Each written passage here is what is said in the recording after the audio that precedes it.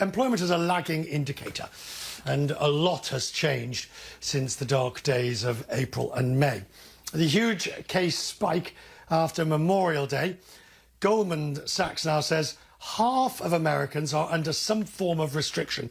To be sure, it is down, but it's still rising. 23 states are rolling back reopening plans, and fears of July the 4th creating a perfect storm. Alan Blinders with me, the former Fed Vice Chair. He joins me from Princeton in New Jersey. Good to see you, Alan. Thank you. I appreciate it.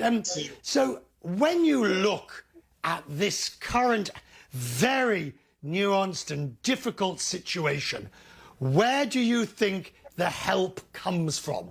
Has the Fed got more it can do, bearing in mind it's only just introduced some of its more recent and newer policies?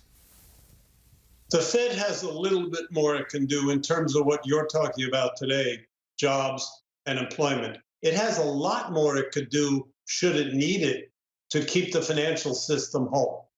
The Fed has almost unlimited power to do, well, almost unlimited power to do that. In a real calamity, I suppose it wouldn't be able to withstand it. But the problems here are not mainly from the financial system. This is the opposite of 2008, when the financial system dragged everything down. In this case, everything is dragging the financial system down. The Fed has prevented most of that damage, potential damage, to the financial system, but it can't do anything about, Julia mentioned 50,000 new infections a day. She was exactly right. What she failed to mention is that's not a static number. That curve's just going up. It's not going to be 50,000 tomorrow. We are not got control of this pandemic, and the Fed can't do anything about that.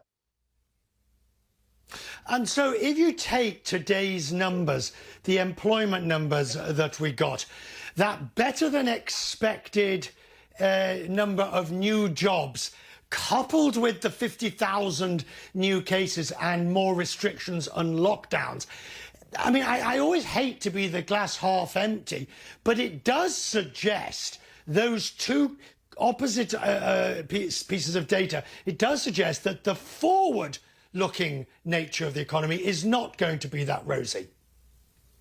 I think that's right. I mean, I'm worried. I've been saying from the get-go that the big danger here on the economic side, never mind deaths and things, which is really the big danger, was that there'd be a second wave of the pandemic, and the consequence of that, a double dip recession. Now, we're not there yet by any means with this kind of a jobs report, but the danger is more than lurking. The danger of that is kind of staring us in the face. You probably heard Dr. Anthony Fauci, I think it was just yesterday, say, we may be going to 100,000 cases a day, and that may be happening. Right. And if that happens, these job numbers will start crumbling and going in the other direction, unfortunately.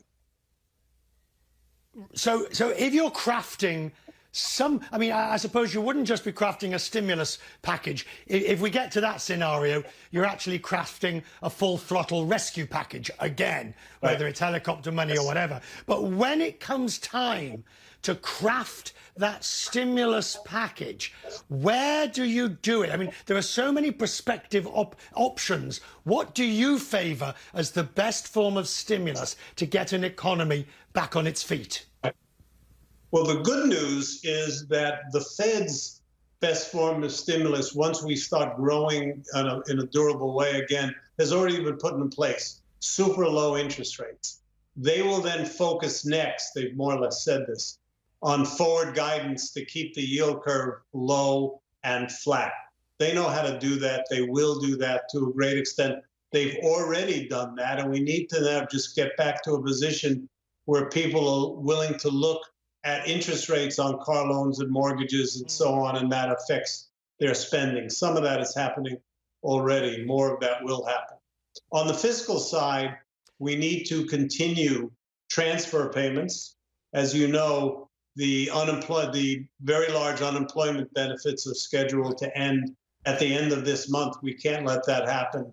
I think we should change the form, but we can't let the amount crumble. And then once the economy's really got a head of steam, conventional fiscal policies like tax cuts And by the way, I would aim them at the low income and not the high income, and can be efficacious. Right now, it doesn't much matter if you cut people's income taxes, but later on it will.